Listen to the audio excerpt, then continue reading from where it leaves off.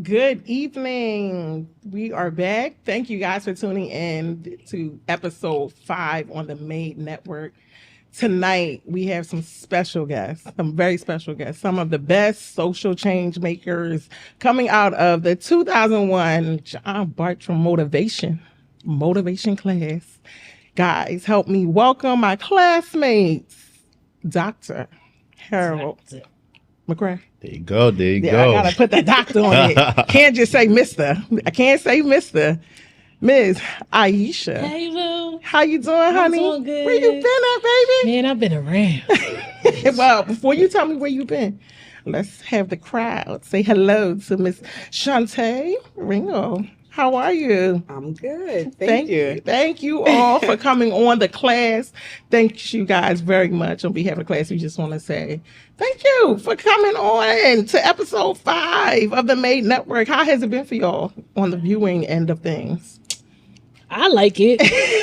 I mean, I didn't like it? I mean, I didn't necessarily want to be a part of it, but you know, somebody was like, "No, you gonna do it." I'm like, "All right." You know what? You're not the only one who has some reservations about it. Tell me, before we get into where you guys have been, since you brought it up, what was your reservation about being To be completely honest, Yes, we want honesty and transparency. I was here. super embarrassing in high school. I ain't even gonna hold you. I was like, I do not want to relive that. Like, I'm good. I look back at high school now and I just be like, yo, you were just loud as shit for no reason, like all the time. Like, I mean, that's your personality. nah, I don't. Are you when not loud now? No, I'm trying to tell you, come in my house, it's quiet. I don't like loud no more.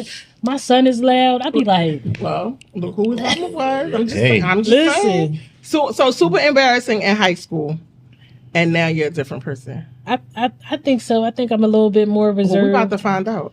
Don't ask him nothing about me. That's all. We We're good.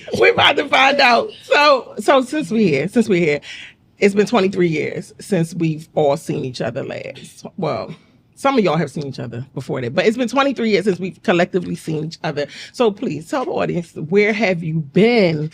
Let's start with you, Harold. Where have you been? Let's see. Left Moat, went to Dell State. After Dell State, I was SGA president, and they were like, you know, black men don't take advantage of their education. Howard was offering a free master's program for anybody who promised to teach for 3 years. I ain't give a shit about teaching. All I heard was free in DC. So I was like, I'm out. I actually ended up really, really loving it. And they lied too. So it was the first 21 credits was free. Then you had to pay for everything else. So after I got my 21 credits, I left. Wow. Okay. I finished Yep, my master's at where was it at? Bowie. And then I ended up getting my doctorate. And so 19 years later, I'm still in the game. Principal, opened up a brand new high school out in DC. It's your third one, right? Yeah. Third one. Yeah. Did you? Yeah. Can we clap that up? Yeah. Can we clap that up? That is amazing. So, I mean, how you even start one to get to 3? What you talking about, the kids or the high school? Well, a little bit of both, but mostly the high school. I mean, because you're saying this is your third high school that you're opening up. So no. This is my first high school that I'm opening up. This is the third school. being the Third principal. school. Yeah. And the first high school that you're opening up. Yeah, it's crazy because, you know, I was sharing before we started rolling, like, kids ain't the same no more. So, you know, now we got to worry about suicide, mental health issues, drugs, alcohol, abuse. It's just like every day is something different. But, you know, I feel like it's my purpose. So, you know, I'm in it for probably for about 10 more years. I'm about to roll out because after I get my 30 in, I'm done. I got you. Yeah, I think it's time to move to consultant. Dang. I know that's so right. the kids are different. Shantae, where have you been? Talk to me about tell the folks where you've been. I know we've been, but tell the folks where you've been. Oh my God. It's been a long journey for me. So after high school, I thought I was going to go to New York and go to NYU, do this, do that. That didn't happen. I ended up raising 3 children, but in that process, I started running restaurants and I was helping women with mental health issues without a degree, of course, but I was helping them on a holistic basis. So I said, well, you know what? Let me just go back to school and get my degree. At that time, I was also a part of ADOS Advocacy Foundation. It's an activist group that seeks to try and get a justice claim against America for reparations for descendants of slaves. And I started working that really hard. I was out in the streets. I started my own nonprofit. We did everything in a nonprofit. We were at the height of the pandemic. We were out in the streets, my whole family, doing food drives, passing out information for mental health. I got mixed up with the consortium and I started working corporate. I did a major campaign recently for them before I left to start my own business in West Philadelphia to promote mental health. And then I started my own wellness business, juice business, and By the way, would you man, say? this juice is juicing. We're gonna get to that in a Yes. second. I'm gonna keep letting you tell the folks where you've been at, but this juice is juicing. We're gonna talk about that in a second. But go ahead. So I'm in school for psychology. I'm going to school to ultimately be a doctor, and my ultimate goal is to, I'm studying now biogenetics to try and create a nationwide lineage treatment for descendants of slaves. So I'm in it for the long run. Yeah, 2 people in it for the long run. Aisha, are you in it for the long run? Because they said they in it for the long run, honey. Where you been? I mean, at? I'm here until I get my pension. I got another year, so Smart woman you are. Listen, I ain't trying to be working for the rest of my life. I'm over that. So tell us where you been at. So after high school, I went to Dell State. I left Dell State after 2 years, but I didn't leave Dell State because I wanted to. Oh, So a lot of people might not know this, but FAFSA and Social Security be messing up your stuff. So, I think the at people Dell know this. State, when you don't have your stuff right, they purge you out the system. It's a lottery to get the best rooms and everything like that. I used to get the best rooms every year and got purged out the system every semester because they kept saying my FAFSA wasn't right. Come to find out, Social Security had my birthday wrong. And I couldn't figure out all my life why I was getting senior citizen mail. Wow. This is because they had that wrong. So I wound up leaving Dell State because I thought it was Dell State that was messing it up. And it really wasn't, because the same thing happened when I went to Westchester. So we figured all that out. So I wound up graduating from Westchester. I got my master's from Lincoln in counseling. And then I got another master's from Widener in social work. So I've been doing social work since 2006. The majority of my experience has been in nursing homes. Like director of social services, but now I'm in the hospital. I'm at Lincoln Oil. I've been there. It's going on 5 years now, and I'm planning on retiring from there because I live around the corner. You know, I ain't going too far. Exactly. I'm not doing all that traveling. Exactly. I hear you. I see what I love about this group right here. It's the interlocking, right? You guys are all talking about social change of some sort. What was it at what point? What was that moment in life that led you to this journey, that desire to want to change people's lives? You're changing the lives of children. You're changing the lives of many women. You just mentioned nursing homes. So, I mean, literally from infancy to old age, you guys are really making an impact. What was that one thing that made you say, you know what, this is, to your point, this is what I need to do. This is my calling. Honestly, I think for me, it was a deciding factor when I was in college because I didn't really know what I was going to do. Once I got my degree, I started out with social studies education, but it was 4 people who majored in it. So I was like, well, I'm dropping this because there wasn't nobody to have class with. So Right. I'm like, let me get into something else. And I started studying politics. So I went in it for politics and philosophy. And at the time I was interning for Thomas Carper and Joe Biden. This is when they were the senators of Delaware. And I would watch how and not the 2 people I'm talking about, but the people who worked in their office would throw the mail away and hang up on callers when they were calling with their concerns. And I just didn't appreciate how they was treating the constituents from behind the scenes. And a lot of it had to do with education.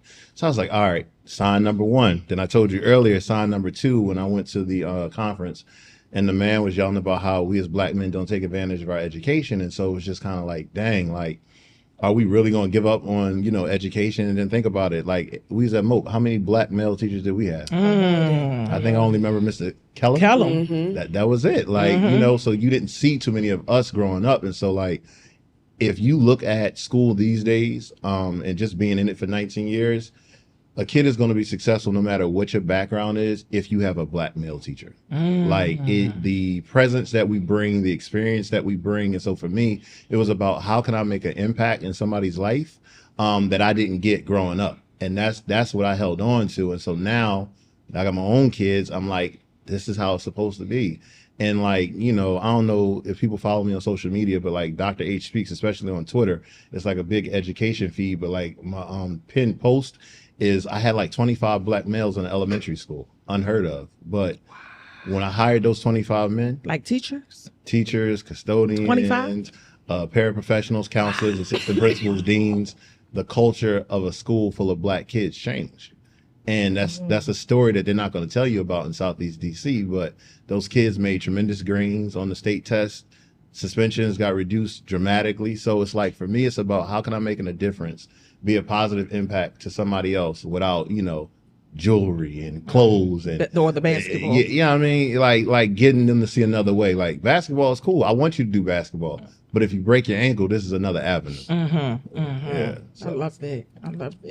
Shantae, talk to me, because I mean it's all tying in. Like I think my first moment was when I was 7. I moved back up here. My mom moved around a lot when we were little because she was in the reserves. And when I moved back up here, when you have an accent, you kind of not as popular, you know, in elementary school. But it was this library. I used to spend most of my time in the library because I would get in a lot of altercations with a lot of students. I don't think it was my fault. I think, you know, it was just, I went to one of the roughest elementary schools in the city. We ain't calling names. I had a librarian. Her name was Miss Mitten, and she was very Pan-Africanism, very Afrocentric. She went to Africa like on holiday more than twice a year, and she found me in there, and she was like, "I want you to join this young lawyers contest." And it was an essay writing contest. And that was the first contest that I got into. I actually went, and nobody from our school had ever made it to like the final level. I made it to the final level. I didn't win. But from there on, I just started becoming an advocate for students. I would walk students home. I would get in fights for them. You know, I would be responsible for them. So as I went from elementary to middle school to high school, it never changed. You know, you guys saw some parts of me, but behind the scenes, I was always working to do other little things and you know, build myself as a philanthropist in the community. And I did after high school, I did a lot of that, you know. Like I said, the food drives, I did clothing drives for children.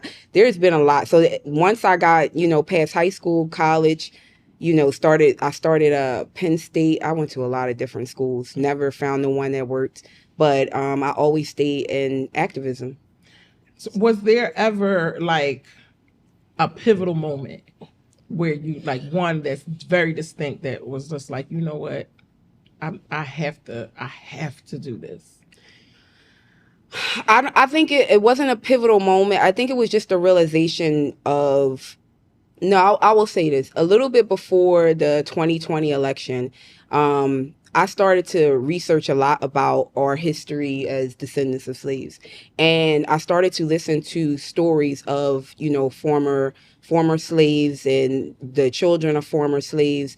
And it started to get to me a lot. Like, it started to really like seep in, and I got very emotional from hearing all of these stories, because I put myself in their shoes, knowing that your entire life, every day you get up for 6 days a week, you're going to be out in a field somewhere picking cotton. Your children are going to be doing this. Like, I wanted to feel what our ancestors felt. So I said, well, you know what? They gave their lives so that we could have our lives now. So I'm going to live my life to the fullest, but I'm also going to add another link to the chain. I feel like it's my responsibility to add another link. And that to me was when it like solidified my purpose in life. Like, that's when it was like full force, like nothing's going to stop me. I'm going to give my entire life until the day I drop, because this link is owed. And I owe that. I owe part of my life because others gave their whole life. So that's how I kind of got it. That makes sense. Aisha, same question. Same question, baby. What was that pivotal moment? What was that moment that was Listen. like? Them two, their answers was real profound. My Yours shit not ain't gonna like be- that. Listen, I had this, God rest her soul. My aunt Lenny was my favorite aunt, and she was a teacher. I said, I'm going to school. I'm gonna be a teacher. I went to Dell State. My first 2 years, I was an elementary education major, and then they told me I can't take no more classes in my junior year until I take the praxis test. Baby, You said nah. I'm not good at standardized tests. I said, let me look at something else to do. So yeah, then we got the social work, and I was like, I'm just going to do this because we taking the same classes anyway. That like a lot of the social work classes was education majors was taking the same classes. So like, I was just like, I'm gonna just do social work because I'm not starting over. I wound up getting into the field, and I was like, oh, all right, I like this. Now, what I will say is that the stuff that I noticed during social work, like when I started, I was in the nursing homes, and like, it was, you see, like, you have families in there and they really don't know what to do with their family members. You have these seniors who have dementia, and you got these families and they just trying their hardest to take care of them. And I mean, it kind of, hit home to me because during that time, my grandmother, she had dementia, and my aunt was taking care of her. We didn't want, black families, we not putting our family in no nursing home. So my aunt was staying home and she was taking care of her. And I'm noticing my aunt Quessie, I'm noticing she losing all this weight. And like the more research and stuff I'm doing, they let you know, like, usually the caregiver goes down before the person that they actually caring for. And I noticed that was going on with my aunt. So like, it was to actually have that conversation with people who were in the nursing home with their families. It kind of like, okay, I hear you. So now that I'm at Lincoln Hall, and I'm from West Philly, so I didn't know that Lincoln Hall has like this history of racism. Like it's apparently there are a lot of people in West Philly who will not go to Lincoln Hall because of their past. They were just so racist. So now you got this dark skinned John with locks coming in your room, and you like, how you doing? I'm your social worker. The first time I realized that, I walked into this older black lady room, and she was like, you the social worker? I was like, yeah. She was like, oh, I'm good. I'm not gonna die now. I'm like, what? Wow. And I started getting that a lot, and I was like, believe it or not, that a lot of people feel like that. A I lot of us didn't feel like know. that going into just hospitals. You be so That's glad true. when you see someone of your Absolutely. same ethnic group. Like, even what you're talking about right now with, the kids, just being able to see another black male. Exactly. It's just so important. Like representation is very important. It's very important. It's very important. It has to be the right representation as well, because you got like us, we are working for our community. We want to see the best in our community, but you also have those other ones that are like, I'm in it for me. So when they say that all skin folk ain't kinfolk, that's very that true. can be I've real. met multiple. That We could are be not real. It's all around the horrible. same. That could be very real. So now that we talked about our lives today, let's reminisce a little bit. Let's go back. Let's go back. Let's take it back. Right? Oh man. Let's take it back to high school and see if there were any memories that that you could share with the audience. But more so, I guess my question for you guys would be, we are where we are now, but something I'm sure was sparked as children. Something in high school may or may not have sparked us to become the people that we are. Were there any teachers or any classmates that were like influential to you back then when we went to school? Oh, you giggling? You got something to say? No, I'm gonna just say not too many teachers. I think probably Miss Merle. Oh, Miss Merle. Miss Merle remembers everything. Just so y'all know. So y'all know that Miss Merle remembers everything. And I'm gonna say Miss Merle because Miss Merle was the first teacher that ever sat me beside her desk because I got in trouble so much. Now, speaking of trouble. Speaking of trouble, first of all, why were you in so much trouble? But speaking of trouble, there's one thing that I definitely want to ask you about. Okay. I think we talked about this briefly. Okay. When we had a conversation one-on-one, right? Trouble.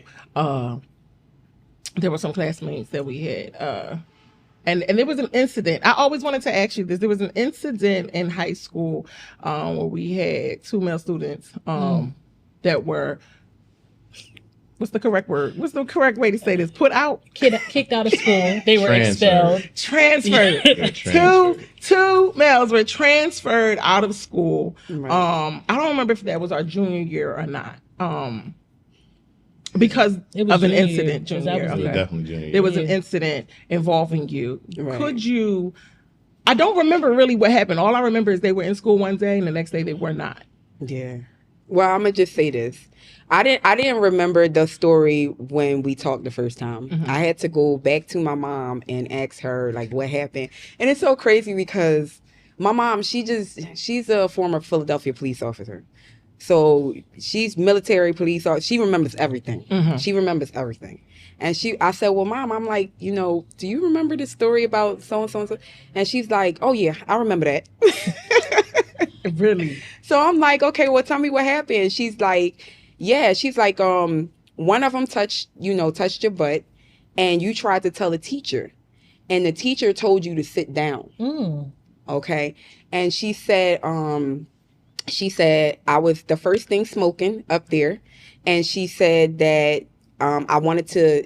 She could have had them put in jail. And one of I forget which one it was. The one. I forget Girl, his name. let it out. No, I forget his we here name. now. But his mom is what my mom remember, because she's like, yeah, his mom was so mouthy. Like she almost was leaning towards, let's just put him in jail because the mother is so mouthy. But I think it was Ariel. That's his name, right? Ariel? I think it was Ariel. And I could see the day that we had that conversation with him, his mom and my mom, I could remember in my head the look in his eyes. He was embarrassed and he was ashamed. That was the look. That was the perception that I was getting. So I don't want to go and say he felt this way because I don't know how he felt. But that's what I got. And my mom was like, you said, no, Mom, that's going to ruin their lives in the future. Just let it go. And I guess they gave another option to have them transfer out of the school. So, for me, I always thought ahead when it came to people. It may not seem like it because we did a lot of joking around, but when it was time for serious things on the back end, even though I got a lot of smoke for it after, I felt from a lot of people, in my heart, I knew the right thing to do was to not have these boys put into a system, even back then, that, I don't know what would happen to them later on, as a result of that. So they ended up being sent to another school, and he did apologize to me. He did apologize to me, but like I said, the blowback from that after, it was like every time I walked through the hall, everybody was looking at me like, Yeah. Like I did real. something no, wrong. Yeah, no, that's real. I remember. I remember feeling Right. like that at one point. Like, I mean, we were all friends, we were all cool, but I remember just thinking like, it couldn't have been that bad. Like, why would she get them put out of school? Well, But, and that's what I heard. That's what I remember hearing people saying it couldn't have been that bad, but because she was smiling. But for me, I always had a nervous smile. Because I had been through so much trauma that it was like, okay, I'm not going to be sad about it. I'm not going to show you that I'm sad about it. I'm going to smile because whatever I go through, I'm going to overcome it no matter what. And at that point, my level of, and I don't know, I guess you could say people have a different level of embarrassment. My level of embarrassment was very low because I had already been through so much in elementary school, in middle school, and then in high school. It was like, oh, okay, well, this is just another add-on, like something I got to get over. So it was like, it was rough at first, but then after a while, it was just like, yeah, it just died. It just died. It did. Yeah. That's exactly how it happened. I could imagine it being rough because it was so tense. It was just a tense time. I don't think nothing like that has ever happened to anybody in school. So I can only imagine what it was like for you.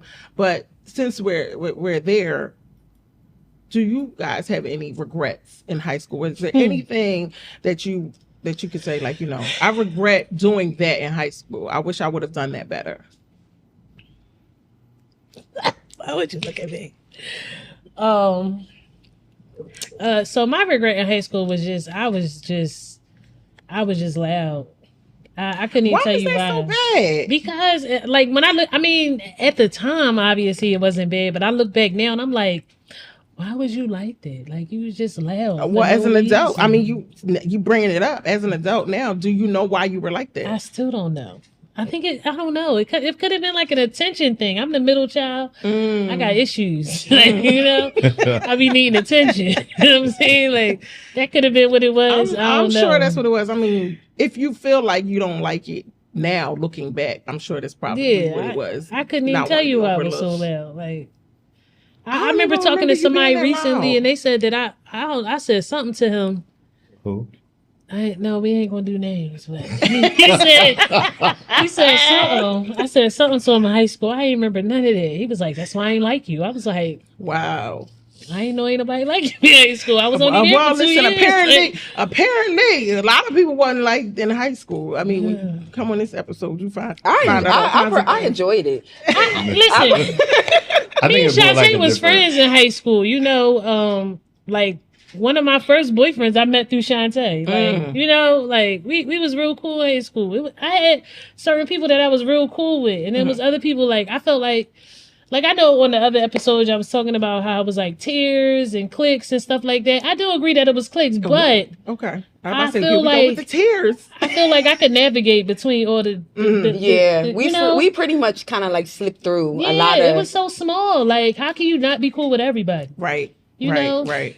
Except for Cherie. Oh, never mind. Well, listen, y'all see how y'all got the people scared. Listen, go ahead. She was cool. No, I would say They except for Cherie's group. Who was what that? Sharice and Tina and all Yeah, of them? they didn't care for me too much. Really? They didn't. They was No. cool to Reese, me. you might have to clear that one up. Sis. Yeah, they didn't Get care in for the me comments too and clear much. that one up. They didn't care for you. Like no, because I would sit down, I would start talking to them like if they in their group. I did stuff. I'm not even going to. Listen, you had a mouth. I remember one time we was about to fight. Because I don't remember, but I know, so I grew up with Corey. Corey lived directly around the corner from me. And I remember one time I had stood up because I was like, yo, I'm about to punch her in her face. Corey was like, look at this. Y'all done took her out of Catholic school, now she fighting. Like, I don't know what happened, but I was just like, And but look at Shantae used to. and look at y'all now. Next to each other. Yeah. All You grown, grow up, all you grown grow up. up. All grown up. But all you know what? grown up. It was. I'm surprised that we didn't clash as much as we could I have. agree. But I think that it was because I think I was an authentic version of myself, and you were a very authentic version of yourself. And so was Harold. So it was like real recognize real. I can see that. People who still try and still sharpen still. So anybody who was just trying to figure it out, I didn't mess with people. I did. Mm-hmm. I messed with She people. did. She did. I It did. was like ninth For and no 10th reason. grade. And then when she came into the picture, it was like, oh, Shantae 2.0. Here we go. So I will not say that it was no reason behind it because everything I do, there is reasons behind No, I it. will say that. I wouldn't say that like Shantae was like a bully or anything like that. I feel like, you got people in high school, they get smart with you. Shantae be like, and you be looking at her She like, was very much like that. Yes. Very quick. she So- knew your triggers, though. Exactly. That's the great, like, Yeah. like she soon knew as she your triggers. find it, she just gonna keep tapping Yep. on it to the point where you want to slap. That's her. how. I think that's how she made it through. High school. You can correct me, but I feel like that was one of those things. You knew she was going to be very. Right. I think a lot of the times for me, it was always being ready, but it was always trying to see the person. So I wanted, even back then, that's why I went into the field of psychology, because it was seeing who you are. Who are you really? Who are you showing me, and who are you really? So if That later makes on you think that you want to come back at me for any reason, because I was fat. So any day of the week, you could come at me and make a fat joke, and everybody, ha ha ha, that's funny because it's a fat joke. And it don't even have to be a funny joke. It could just be a fat joke. But for me, it was like, okay, so we're gonna not go to the surface stuff. I want to get into the deep stuff. So now, do that. so She did so that if all the time. that's what it was. Yes. That's what I'm gonna tell you. One That's why person that people hated her. I do regret. I got in a confrontation with some person, and I want to say on camera who I am sorry to. I got into an argument one time with LaShonda. Okay, yeah. Yeah. You remember that over the bike Yep. in the stairwell? Yeah. I want to apologize for that because You might as well run the store. I'm about to say she about to give I us wasn't there during bits and that time. pieces. It's not a real long story. It's very short. We both have. I think that's the first day that I found out that LaShonda had a short fuse. You know, She was like cute. Listen, you know, Yeah, Shonda, yeah. it was breakfast, and I had parked my bike somewhere on the stairwell or up the step or down the step, and she was going past, and I'm not sure if she knocked it or not. I'm not sure, but I know that it only took a second for it to pop off. And she was at the top of the step, I was at the bottom of the step, and it just went full fledged. And in my mind, I'm thinking, Shonda kind of small. Spicy. Yeah, She's small. I think I could. ooh, I think I could take they it. be the ones. Right? But then I thought to myself, it'd be the small ones. You know? They be the ones. So she made me think about it a little bit. So I said, okay, Yeah, Shonda not sweet. we gonna come back to this one. But we never did. I let her have it. So yeah, I'm gonna say I apologize to her. Anybody else who got it, You deserved it. She said, well, Hey, got it. It she is said what she it only is. she's only apologizing to LaShonda. Yeah. Oh wow, That is funny. That was funny. I don't. Yeah, Shonda's not to be played with. Yeah, she gets to go. She's not sweet. She's not sweet at all. She's not sweet at all. But all right. So speaking of high school, Harold, did we cut you off somewhere? I felt like we cut you off somewhere. Any regrets? Any Do you have any regrets? regrets at all in high school or in life? I don't have no. Oh, Were you a bad Oh, influence life. on You you said anybody? life. I said- Hold on. I said life and that changed the whole switching the thing. topic. But no, I don't think I had no regrets in high school. I think I had a great time. Like, I wanted to go to Overbrook. I went to Beaver, so I was all the way in West Philly. So like, I grew up over there, 55th and Lancaster, 48th and Brown. So like, I didn't become Southwest Philly because Ish didn't even know what side of the city she lived on. So she thought she was Can from we West just clear Philly. something out real quick? Because we've been having this argument since 11th grade. Go Go ahead. ahead. West Philly starts at Baltimore Market Ave. Listen, now, see, here y'all go. Y'all Listen, what in West Philly Baltimore? starts at Baltimore What in Ave. Baltimore? What? I don't know, but it started at Baltimore Ave. It don't start at Market though. But it don't start at Market. Y'all stay trying to claim West No, Philly. it don't Yeah. start at Market. This man been trying to tell me I'm from Southwest. I my feel like it entire starts at Market Street. no, That's listen, what y'all the from map says. Southwest, so I of feel course like y'all it's think Market that. Street. It What you starts at Baltimore I grew Ave. up in the heart of West Philly. It starts at Baltimore Ave. You- But we continue on with the your story. borderline. We're gonna put that I'm up from as a West poll Philly. and see what Yes, the put it folks up as a say. Yeah. We're poll. gonna put that up See as where a you poll. at. Is it Market Street or is it Baltimore? Baltimore Ave? Ave. Thank you. Oh, she don't know. But in life, though, adversity in life, adulthood. I mean, I think honestly, for me, I think I wish I would have stayed here. in Philly. Yeah, I do. Really? Because Yeah, give me more.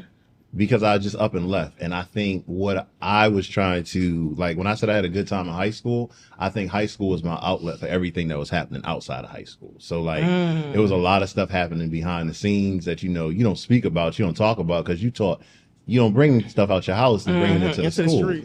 So it's just kind of like, that's why I went and had a good time, whether, we were stealing pens, like swiping them left and right off the teacher desk, off the We was everybody's getting it. desk. Yes. Yeah, and then making them kids mad. I ain't gonna bring them people up, but those other ones who was very upset. They used to come with them felt tip pens. Go ahead, Wilson. I think it was Danny and them. Mm-hmm. But yeah, my regret was leaving because I felt like I could have had a greater impact in the city. And at times it's kind of like regretful because I feel like I'm doing stuff for people that, that's not my neighborhood. I didn't grow up in Washington, D.C. I grew up in Philly, and like, anywhere you go, and I'm sure a lot of you have traveled places and you've been to a lot of places, there's nothing like home. Like, it's like for me. So like, that's my biggest regret. So I'm trying to figure out how I can give back to the city in some form or fashion before I exit out of this profession. Whether that's teaching a course at Lincoln University or something, or a Temple or some kind of form. That was my biggest regret. But like, I think life taught me a lot. Like, people don't know it, but like, I slept on the floor. Like my dresser was like a what do you call that? Them plastic containers from Walmart that had my underwear and socks in that joint because teachers wasn't making no money. My first check was $957, and I was like, "What the hell am I going to do with Right, this?" like in what am I DC? going to do with this? Yeah, like my rent was $1,400. My car note was down there $500. So it was like I struggled. I taught during the daytime. I sold TVs in the afternoon at Best Buy, and I was staffing pools on the weekend. So it was just like I had three hustles because I said to myself that I wanted to be accustomed to a certain lifestyle, and I think, growing up in Philly, you're taught to hustle. Like Right. there's no other way Right. to survive. Like I was talking to Shantae when I saw these bags and these juices. I said, damn, you still hustling. She was hustling in high school. Yeah. You remember you selling the baskets? Yeah. Yeah. You know what I'm saying? So like it's like it's carried over, and like anybody that I know that comes from Philly keeps a hustle. And you have to. And that's why, like, for me, like, I'm like, all right, yeah, I'm a principal. Yeah, but I wrote a book. That's another, income that's coming in while I'm sleeping. So like thinking about like how I can build wealth at the same time and figuring out. So that's like my biggest regret. But like, I mean, high school is where I had my first smoke of weed. Thank you, Leonard. I had my first taste of Belvedere. Shout out to Corey. Sorry, but like I don't have no regrets in high school. I mean, like there was a lot of jokes. I mean, a lot of jokes. Whether the jokes was on me, somebody else, like they just came through. But I think that's what builds you up as a person. So like, I think this was a real good John. I'm like, I'm happy to see it. And this one right here, I stayed in trouble. And I don't know who was getting it worse. Who, this one? Then you came not into the me, picture. okay. No, No, once not you you. came in, then we ain't had to do it no more. It was all you. Yeah, I don't know what you're talking about. No. I was you there. don't, you don't know what he's talking Listen, about. y'all go ahead and listen to this man. I know he a doctor and everything, man. He wasn't always Doctor. Dr. McRae, okay? Because I was trying to keep to myself when I came in there. I came in there 11th grade. I went to West Everybody, you Catholic. sound like Iris. Iris go-to line. Me and Iris is came in there 11th together. grade. Yes. When I started in 11th grade, Yes. we be like, girl, Iris put and it I to were rest. the quiet ones. We started in 11th grade, and then we were influenced. You always did make a distinction. You would start off with everybody else, but once it got real heated, you'd be like, I'm not a part of this. Exactly. Right. Let me go on Right. pick up out of there. You know what I'm saying? Yeah, I didn't know y'all people like that. Y'all Yo. Southwest people was crazy. I said, oh, what is going on? It was like a culture shock. You go from Catholic school your whole life to public school. You like, I think, oh. yeah, you know what?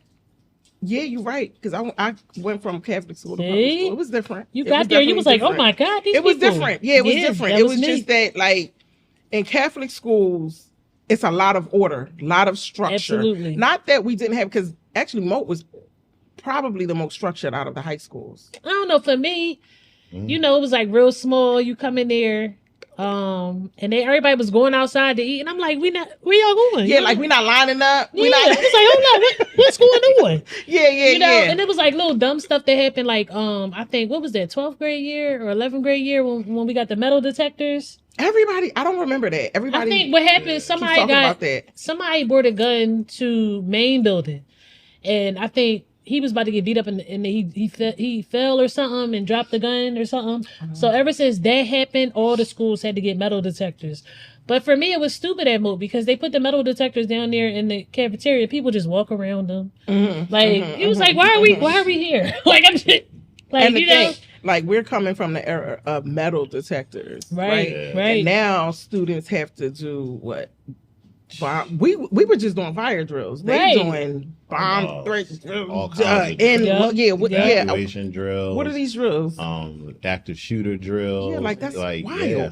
I can tell you last year, 2022, this was the straw for me in elementary school. We were during dismissal and we was in Southeast DC and they were looking for somebody. I don't know. They was looking for Buddy Hart, but the bullets just start flying. Like In school. This is outside in the schoolyard at dismissal. So we got to run back into the building. So when we talk about these drills are real. It's not even for just active shooters. This is stuff that's happening in the neighborhood. And these is little babies. And so like one of the kids got grazed across their forehead. Oh. But it's just kind of like at what point do we, value the life of a kid? Like, us growing up, that's what I was talking about. The one piece about going to Moat, like stuff that we used to see. I remember I saw a shootout over on where's Fred Water Ice on Chester Avenue? Yeah, like 50, what's that, 53rd, 54th? almost near Somewhere 53rd, around there. 54th And Street. then I'll never forget, it was a navy blue Volvo station wagon. Killed 5 people right there. We were trying to get a water ice.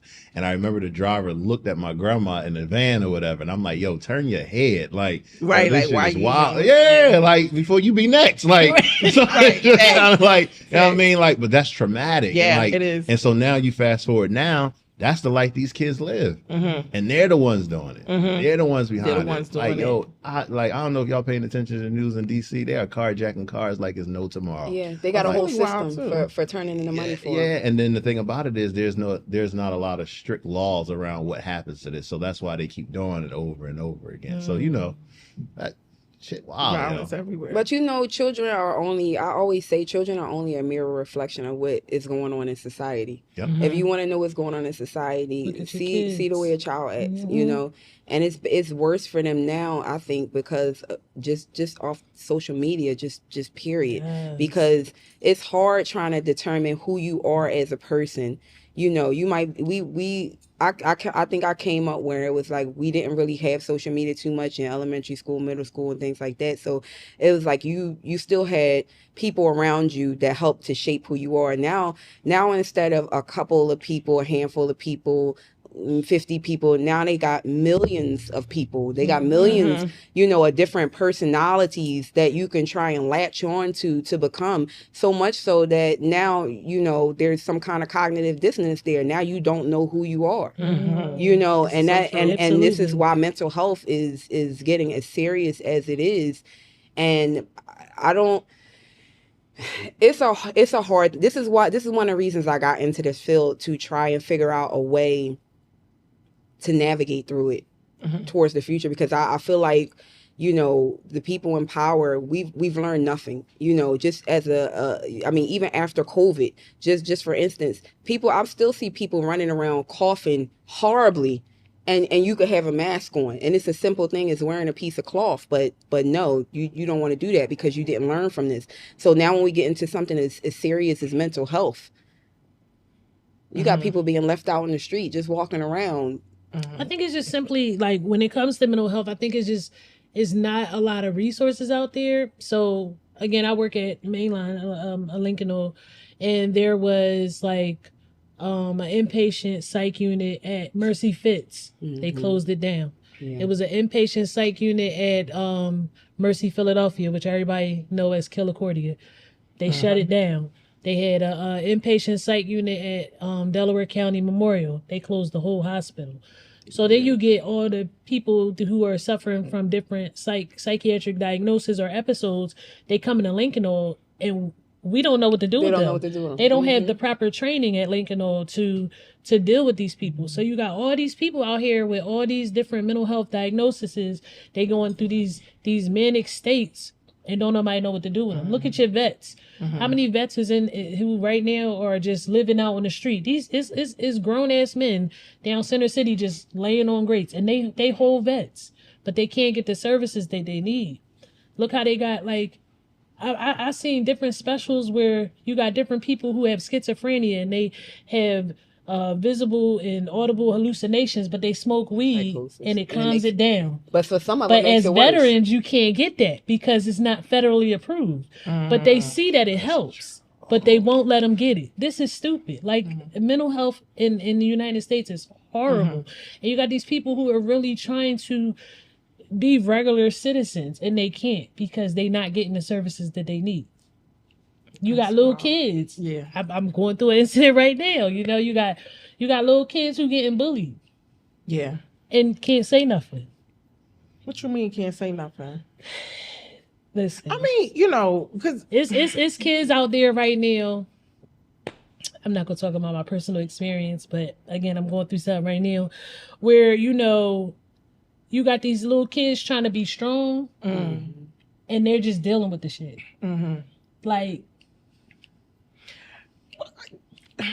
But our children, our group has the highest suicide rate. Our children or us? Our group. Our group. Like us, descendants right? of slaves. Yeah. Okay. They have the highest. Because I feel like it's raising with the younger kids. I feel like when we was growing up, if we got bullied, not saying that it ever happened at Mo, but if we got bullied, it was like, oh, whatever, I'm going to get my sister, we going to beat you up. That's like what I was now, going to say. Yeah. When we got bullied, because I tell my child all the time, like, listen, it's going to happen. I mean, right. They hung Jesus on the cross. Who are you? So it's going to happen. Right. You're going to and you're going to get bullied. You're going to get picked on.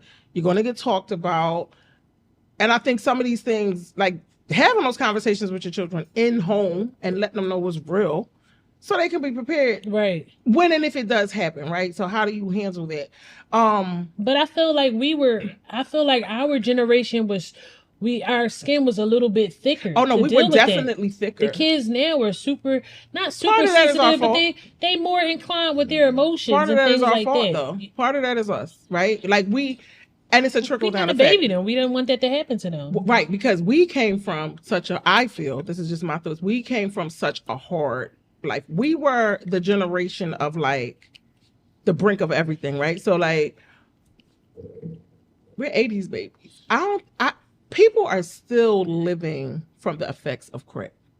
Yeah. Believe it or not. Like How Yeah, about it's it? like good. crack Yeah. did a number Mhm. on It did. us that lived through Because this is generations. the, Like, the this generation of the is the crack result, babies, the yes. grandmothers, the and great everything grandmothers. else in between. Yeah, but you got to remember, it all stemmed from the foundation. You know, our era, you had a lot of, even on my block when my kids were born, we still had some Black families that were together, the mother and the father in the household. And I'm not saying that is that, but tearing apart the family structure. If a child has no person to go home to, they don't have anybody to help them build esteem. Who is going to help them build the social I media? agree. Facts. You And know? social media is the worst. So To do worst. that. right. To do that. I So mean, basically, you just giving a child a cell phone and say, "Here, go raise yourself." Exactly. but we also, so again,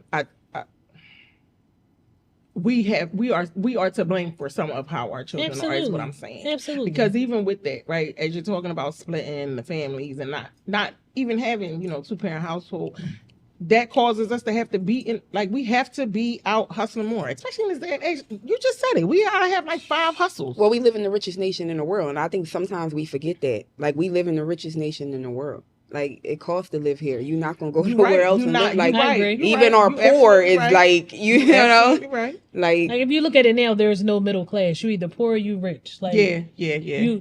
Child, listen, I'm a single mother. I got a home and a mortgage. I make too much money to get some type of assistance, and I don't make enough money to live as comfortably as I want to. Absolutely. It's a struggle, you know. Absolutely. Unfortunately, as parents, you just gotta tough it out. Like, we're gonna make it happen. Like, So we talked about some of how we grew up. We talked about some of the adversities in adulthood, right? Like what was that moment when you realized I'm an adult for real? child. Shit, we had to start paying all them I'm goddamn about to bills. say, when you start paying your own bills, you're like, damn, mom, you did this? Yeah. It's different now though. I feel like these bills hit different. I don't think our parents understand. These bills today. Yeah, because when is a you whole talk about different my type of parents' bill. mortgage and you talk about my mortgage, I'm like, it's 2 different mortgages. you was paying a $600 mortgage? Nigga, I wish. Shit, I think for me it was like when I had kids. I think that was the biggest like aha moment because it's like, no more overseas trips like like you live in Mr. Monopoly and all that You other stuff. definitely was going every other weekend. My bad. Shopping. My bad. So like that was my moment. Like and I got all girls. So Wow. Yeah. My dad got all girls and I always wonder how is that for him. 6, he 4, was- and 1. Wow. So we was busy, but Now set that ass down. We said, oh, you what? You gonna wear it? You gonna try for this boy? no, we're gonna get a male dog. At this Okay, point. all right, Yeah. got it. We're not doing He that. said we done with that. He said we done with that. But like I think that's when you have to grow up because you now have somebody who's looking at you, your every move, every decision you now make. Not like it didn't happen before, but you now are responsible for these human beings. And it's just kind of like, how I treat their mother is how they expect a man to treat them. And so, like even I was saying something the other day, what was it, last month, Valentine's Day? Like I hated that day. Like my wife knows I hate that day. But now that we got kids, like I gotta go all out. Like so I gotta get up extra early, go get the flowers, go get the bears, go get all this junk. So when they come downstairs, like, oh damn, daddy did this for me. So like I hope that they know once they get 18, you better go find somebody else to do that for me. But what I'm saying is that, the expectation. I mean, like you set a standard, foundation, right? Yeah, You set so that standard, so they, right, because I don't want them to think that they got to go find love on social media. That's not what we're doing. Like, I don't want you to think that this is what you should accept as a woman. Like, no, if they can't treat you better than your father I did, know kick that's that right. motherfucker to the That curb. I right. know That's that's right. right. That's right. That's it. That's it right there. That's it. That is. What about you, well, Ish? What's that pivotal moment? Listen, I got one for you. Sorry, I'm joking. you know, I feel like it was bills. I feel like when I had my son, I don't know. I think I kind of matured, but it wasn't like oh, you got to act right now, because I had like such a good village. You know, like again, I'm the middle child. Nobody expected me to have the first kid. Like what? Each pregnant? Who did that? Like what? That sounds very middle childish. Yeah, like it was like Yeah. what? Like yeah, I my never sister had the babysit. first baby as well. My dad used to do stuff like we wasn't allowed to babysit because my cousins used to babysit and they all got kids. He like, no, y'all ain't doing that shit. We ain't having no kid. Like, so my first diaper change was in the hospital when I had my kid. Like, so it was like I knew I had to mature because I got somebody looking at me. Like, I can't just keep acting stupid, cursing people out, because he gonna go out cursing people out. So, you know, it was like a maturity thing. I don't think it was necessarily a pivotal moment.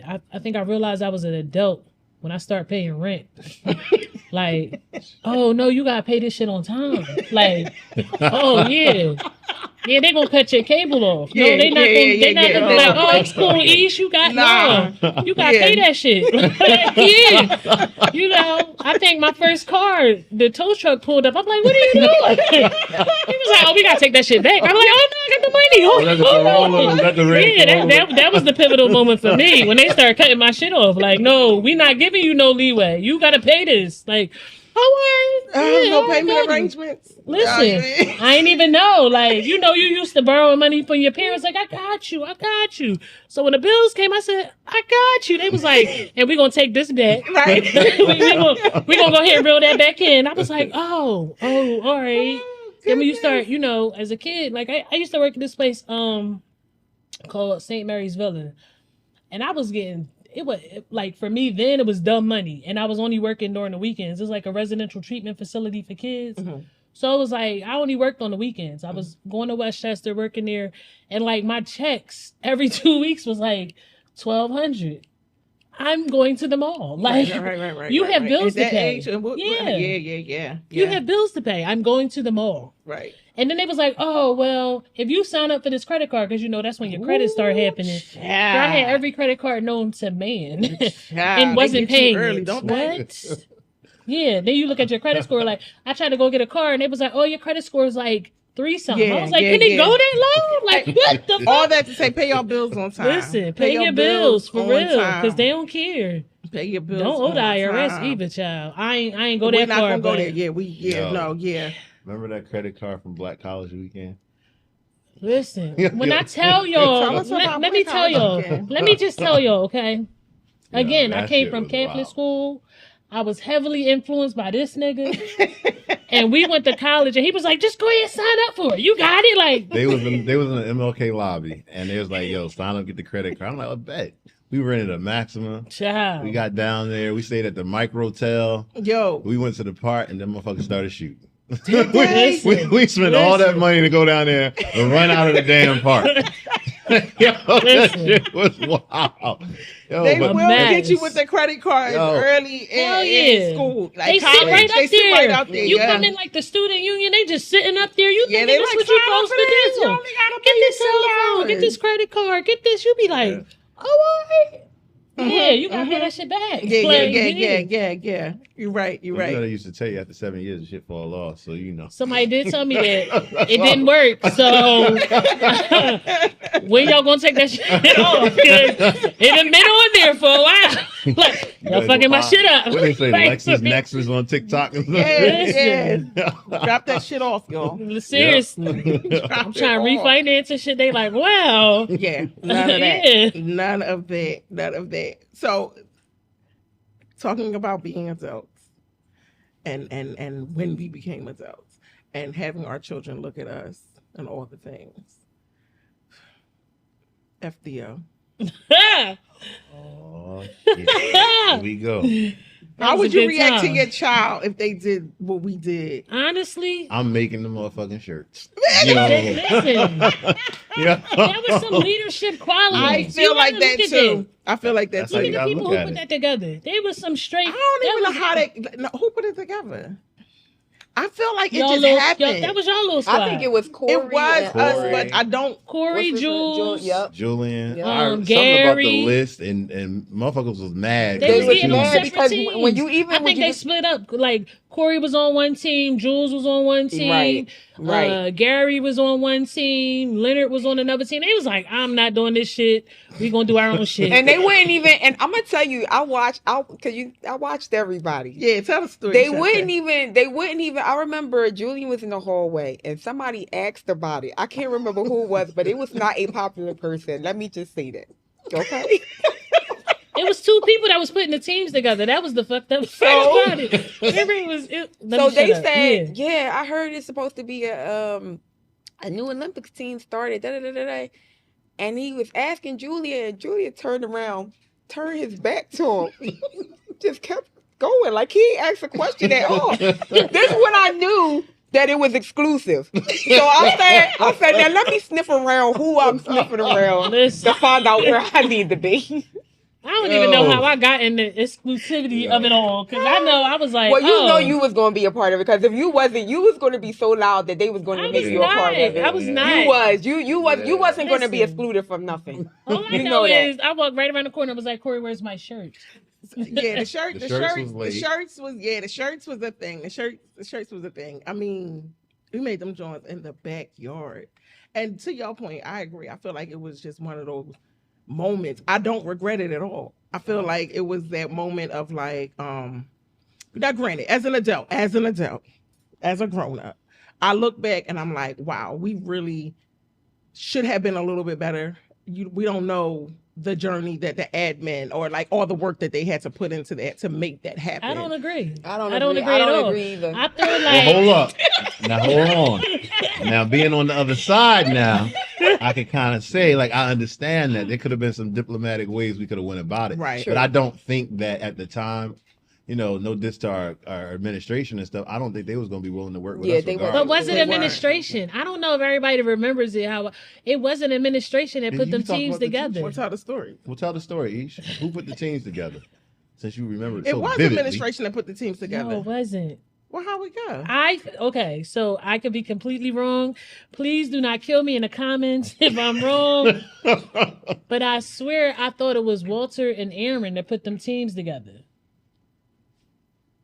Oh shit! I could be completely wrong. I don't know. Who's Aaron? I think Aaron. yes, Aaron. Why would she do it? I don't know, but I swear it was them two putting the teams we have together. to go in the comments and find out. Because she was, remember, she was pissed at us because we was a part of it. Hell yeah. She was like, "Why would y'all do that? Y'all know." I'm telling you, I think it was them two that put them teams together. I gotta find out. Wow. We're gonna have to. Please do not kill me if Might that's kill you not in the the comments, truth. 'cause But I really Stuff think right it was admin. I think admin has control over who has the teams, I don't right? know. They split it up.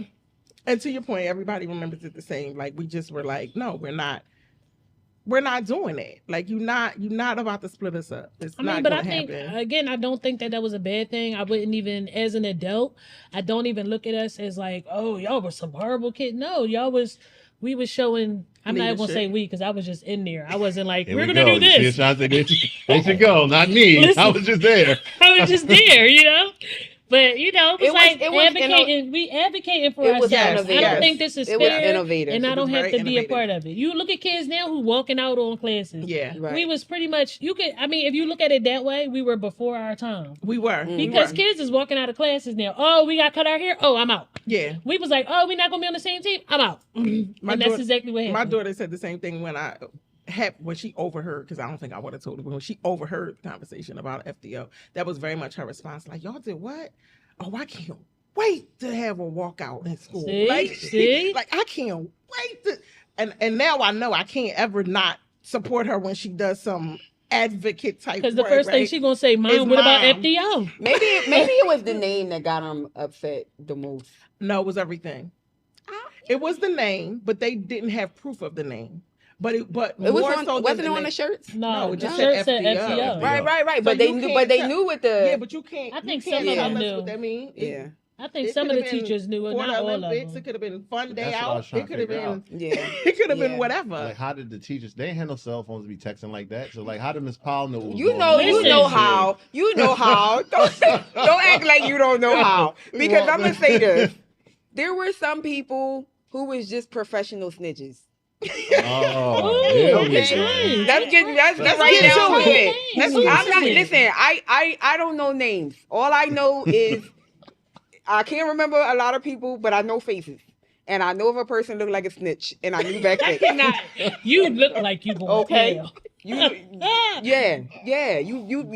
It ain't even gonna take a cup of That's coffee or a funny. candy bar to get you to. Yeah, you They gonna do definitely it. did know. You They gonna definitely do it. know. I know we tried to walk in Miss Powell class. She was like, get out. She told us to go. We came to the couldn't door. even She was come like, get in. out. I was Yeah, like, but we not that's gonna the say unified nothing. too. We were unified, but they still unified too. They was not having it. They were like, Some yeah, teachers no. was letting us stay in there. I think we in Miss Merle class. They let us stay Miss in there. Merle wasn't having it. Oh. One of them teachers let us stay in the Lewis, class. because he couldn't tell us what to do. Who was all? That's the one Right. that rode. That's the one that rode his bike to school. Which one rode his bike to school and took showers at the school? Oh shit! I swear. We had no Took teachers. showers. Yes, We it had did. a shower. We had a When you shower. come up this hall, the front hall, the room right there, don't know that about teacher no right showers. there. Mr. Doyle was on the Not first Mr. floor. Doyle, it was the other The white other guy. side, I'm telling White. you, I don't know if I ever Lewis. had him. Yeah, It might have been Weiss was the only male. Doyle and on the Weiss second were the floor. only- Kirkland was upstairs. Mr. Worshaw. Maybe it was. I Mr. don't know. Fine. I don't know. I know one teacher let us have our shirts on in the class.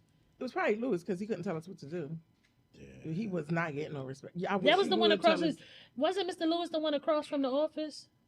Yeah, on the like first next to Miss floor. Merle. Yeah. Oh yeah, he definitely couldn't Yeah, he tell couldn't us. tell nothing. us what I to remember do. one time he told me I couldn't go to the bathroom, He couldn't and tell my us what to mom do. came right up there like, "Let it happen again." Yeah, you can't And tell us what I used do. to just do random shit like, watch this. Because Jules was like, if you ask him, he gonna say no. It's like, watch this. I gotta go to the bathroom. He was like, go ahead. And then Yeah. Jules was like, I'm gonna do it too. And Jules was like, can I go to the bathroom? He was like, no. Yeah, no. I'm sure his big ass just walked out. He probably True. did. He was True. so disruptive. It's really. What was your favorite moment when it comes to FDO? Aside from us, coming together and making noise, what was your favorite moment? But I think that was it.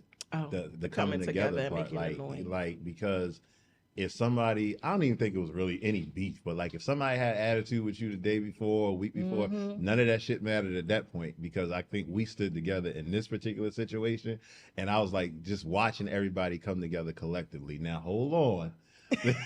Some people ain't let certain stuff go. We're gonna put it aside for this For day. this day. For this day, it was put aside. But I think that was the fun part about it. Like, because I don't think who was that? Was that our senior year?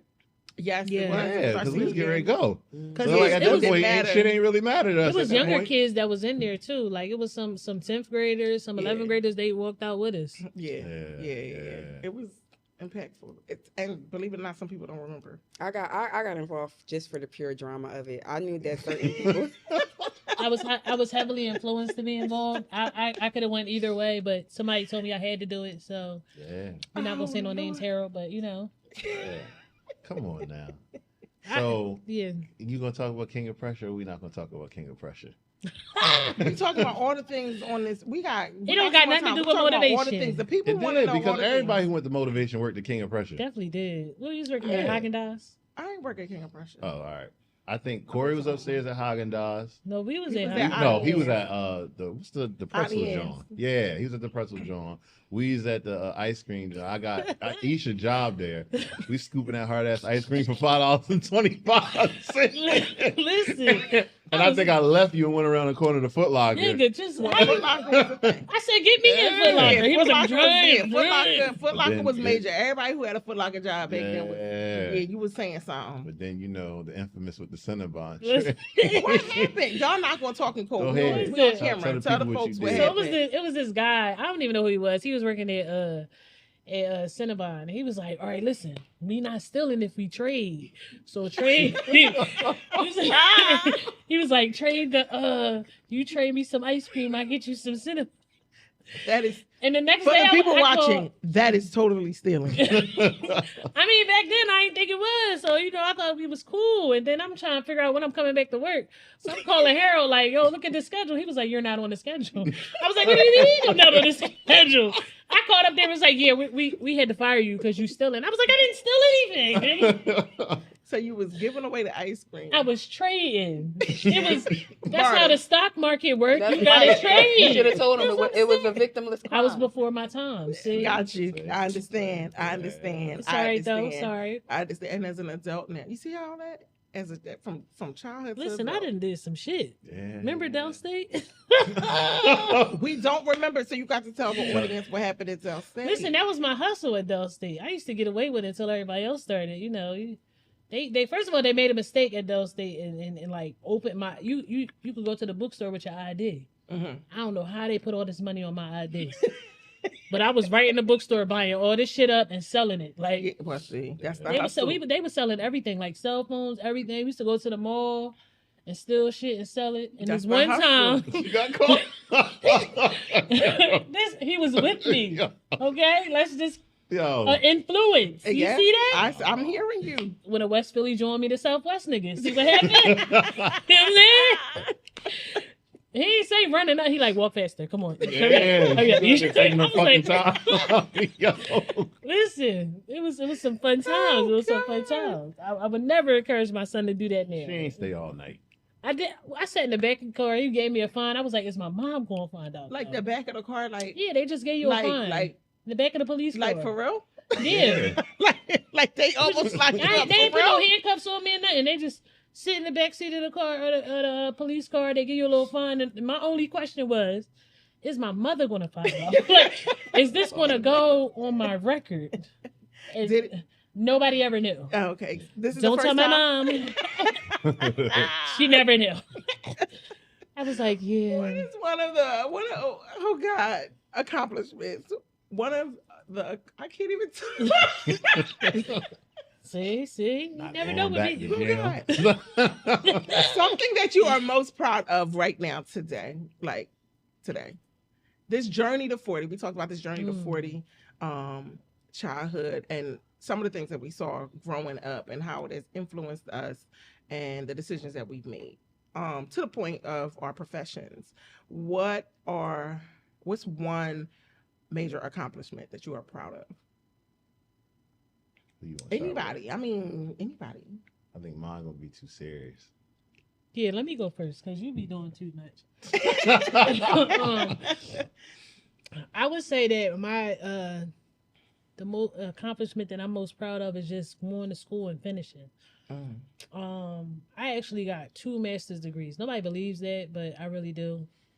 I didn't want to go to school. Like, I started working at the post office, and I was like, they getting money. You can get benefits and shit. I ain't never leaving. My mom was like, absolutely not. Like, to be completely honest, the only reason why I went to school because my mom said if you don't go to college, you're getting kicked out. So it was like, all right, I went to Del State. I left. I went to community. I got an associate's degree from community. I was like, I got a degree. She was like, this is That's not a degree. enough. Right? She's like, This is 13th grade. Either go to college or no, find somewhere to live. Listen, if you got an associate's degree, do your thing. Right, do what you My do. mother is bougie. Okay, said, "I so need she was more." like, absolutely not. But she was like, listen, you won't get kicked out.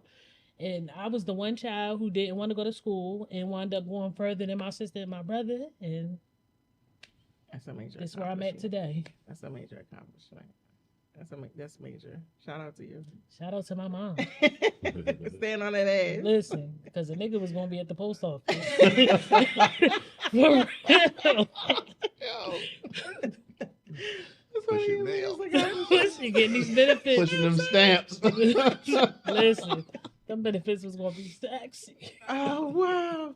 I think for me is just knowing everything that I went through to get exactly where I am now, the extreme struggles that I went through trying to raise 3 kids by myself and going back to school, starting school, getting pregnant, and then going back to school.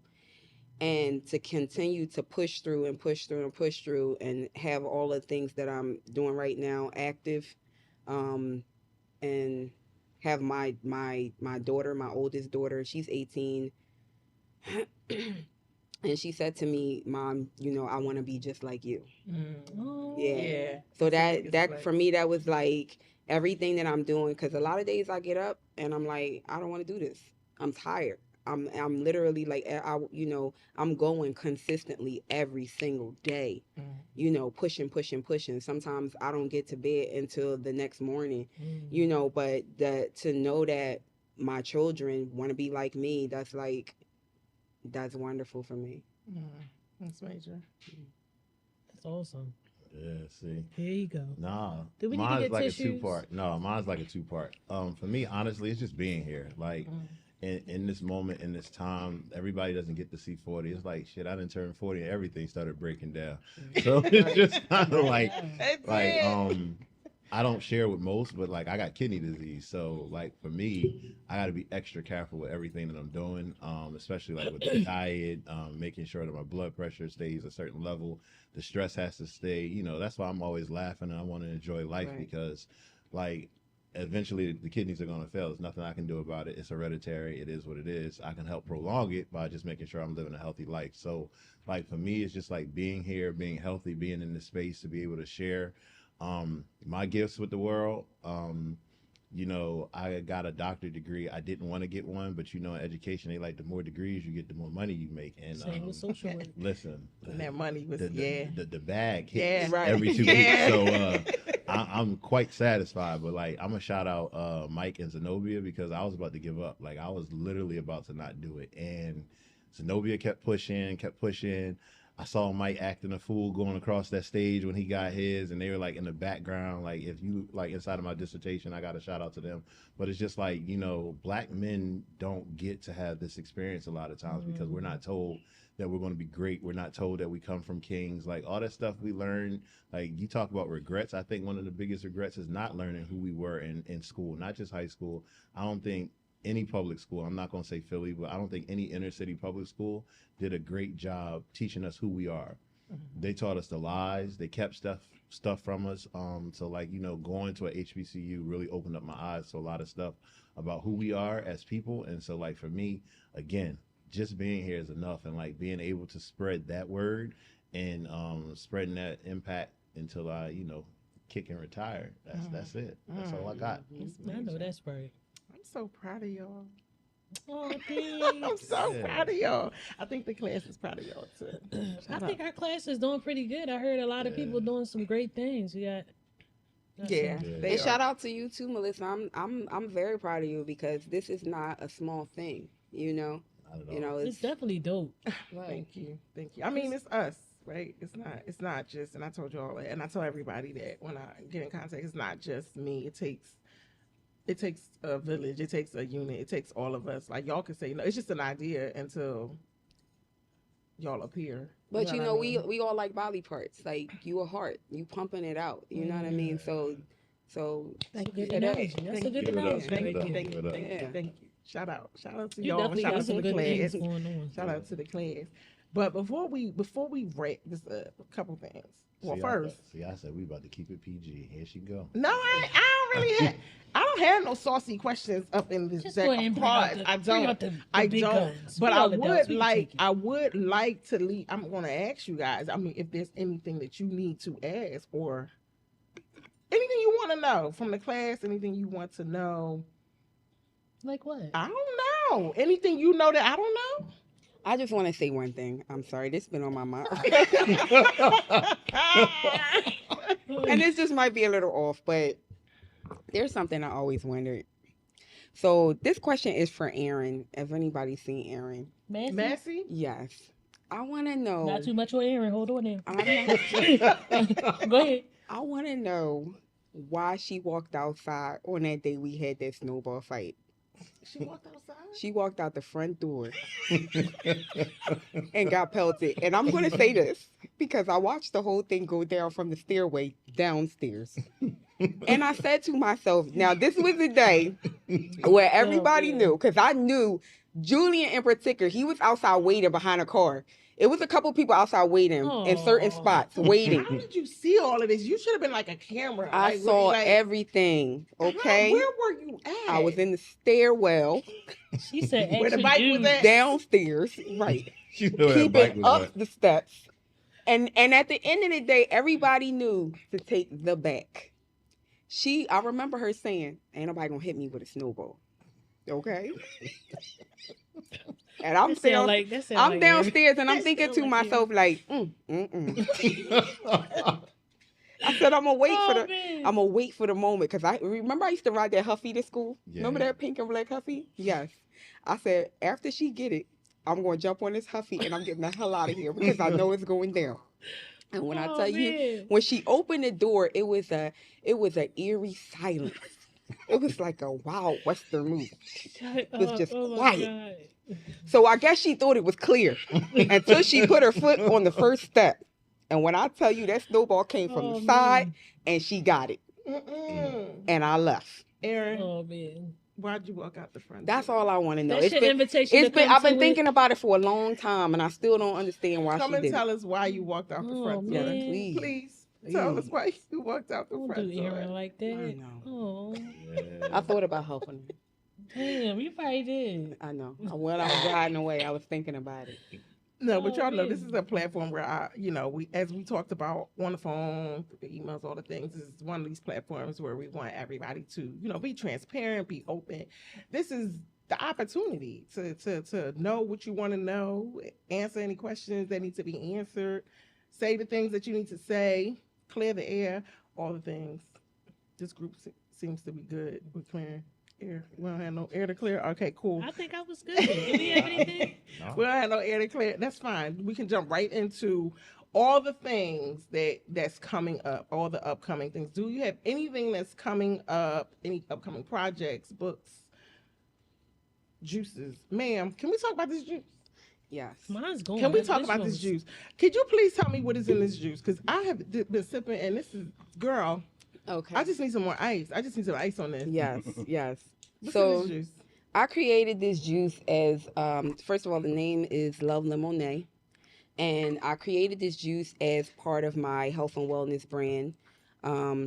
I wanted to do something not only in biogenetics that is going to be going towards the lineage treatment, helping aiding against many, many years of generational trauma. But I said on the other side of it, the food side of it, we should be taking in things that's good for us, that's good for our bodies.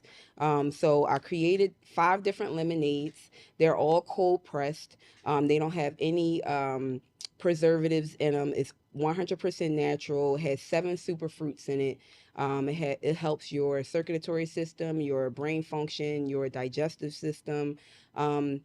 And it's just so many health benefits to it. You can put them in the freezer. I also put ascorbic acid in it, which is vitamin C. So it's an extra boost of vitamin C on top of the vitamin D, and all. Like I said, it's way too many health benefits to go into. But I do have a website. Please bear with me. It's under construction, but it's still up. It don't matter because the juice is juice and honey. Okay, so I don't even need a website. Yeah. I just need the number. It's www.lovelemonade.life. Can you spell lemonade for the? Yes, LOVELIMONE. So it's Love Lemonade. And can you tell me what's in mine? Because this one. Okay, so that is Miss Rose, and that has like mango, pineapple, rosemary, and it's the only lemonade in the city. This is an artisan lemonade. It's the only lemonade in the city that mixes fruits, herbs, and flowers. So it's a total holistic approach to putting something great in your body. It will help your skin.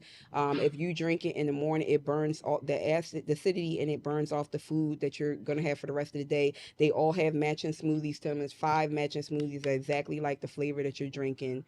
And this has flowers in it. It does. It's so perfect. It does. Perfect for this season. Yes, it's rosebuds in that. I don't know. I really think we should have these at Bloom. I feel like we should have these at the event. I don't know. You should. I definitely think I can help you out. Yeah, the people are gonna love business. this. Go I'm just on. saying. Don't forget, I still can manage you if you need it. I will. You want him to manage your money? Remember that time we had to... Never mind. Go ahead.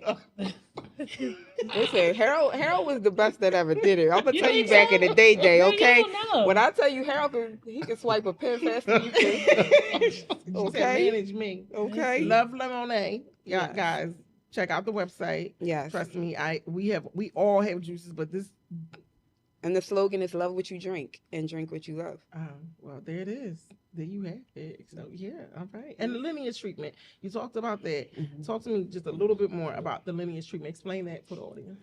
So I can't go into I'm sorry, too much about the lineage treatment, too much, because it's still intellectual property things that I have to the psychology field is something else. I mean, every field is it has things about it that is, but this field, you talk about too much and people will steal your ideas and they will claim it as their own. I've been part of a lot of different groups. I started a group of Black doctors from all over the United States too. That was the initial start of the lineage treatment. So the lineage treatment is basically part of the ADOS advocacy group, where we wanted to try and deal with the 400 plus years of generational trauma that we have and find some kind of foundation or some kind of program that will assist in the mental disorders and a lot of the things that we have in our community that are killing us. So it's never been done before, and we got together, this group of doctors. It lasted for a little while, and then due to everybody's schedule, it just kind of like disbanded a little bit. But I just kept it going because I said, well, we have to at least start the foundation of it. But like I said, I'm still working with little things here and there. I can't go into too much, but to create something, I had to back up when I started to create it. And I know that in my lifetime, it's never going to be complete, because you're not going to just come up with something like that to cure 400 years of trauma. It's just not going to happen, because there's so many generations involved. So it's a multi-tier, multi-generational program. But I said I wanted to go into the genetics part of it, because if you tell somebody, oh, something's wrong with you, now we created this program, and every descendant of slave, every Black person should get involved in this and be a part of this program, they're going to look at you like you're crazy. Because most people don't even want to admit that something is wrong to begin with, and the other half doesn't even know that something is wrong. So I said, let me go into the genetic portion of it, because my theory is that the trauma that we've suffered are creating abnormalities in our genes, and it is slowly killing us. And that is going to be my contribution to the justice claim for reparations, to tie that into why we're supposed to get reparations, because they're having a hard time saying, okay, yeah, you deserve reparations, here it is. They don't want to do it for us. So I said, well, I'm going to come from the medical standpoint and say, okay, yes, this is killing us generationally, and here's the proof. So that's what I'm working on now. And hopefully, it's been hard for me, because so many people have come to me wanting to fund. But you have to watch who you take money from. Absolutely. And I always want this to be part of the community. I want, even when I transition on, I want this to be a foundation for the community to make money from, and to continue to grow it, and for our younger ones have younger psychiatrists, and even just doctors in every part of the fields we need to continue this on. I want it to be a collective for the community. So amazing. Talk about this book. Tell us what we can find it. I don't have a book yet. Why you the first book is called Girl Dad. I co-authored with 10 other Black fathers, and just kind of talking about our experiences raising Black girls. And my chapter is the second chapter. It talks about affirmation and how, like, I speak positive words into my daughters, so that they understand, who they are, and raising them as little Black queens, and so that they understand that. The second book hopefully will be out next year, which is really dedicated to people who want to be in administration. Part of the work that I'm doing now, coming up, I have a couple conferences that I'm presenting at, with the first one I believe starts next week at KIP DC, where it focuses on the title of Standing on Broken Legs. Is this position really my reality? And just getting brothers to see, like, don't want to get the position just for the money, but there's a lot of stress that comes with this position. Like you can't take, kids getting shot and using drugs and, those who are in the gang, that stuff don't walk away from you when you walk out the door. So like, how are you going to deal with that and navigate raising a family and still having your own personal life? And so it's just, teaching young brothers who are in the education field how to sustain themselves, to find avenues so that they can make money and so that they don't give up on our kids, so that they can have that next example growing up. I love that. Where can the folks find you?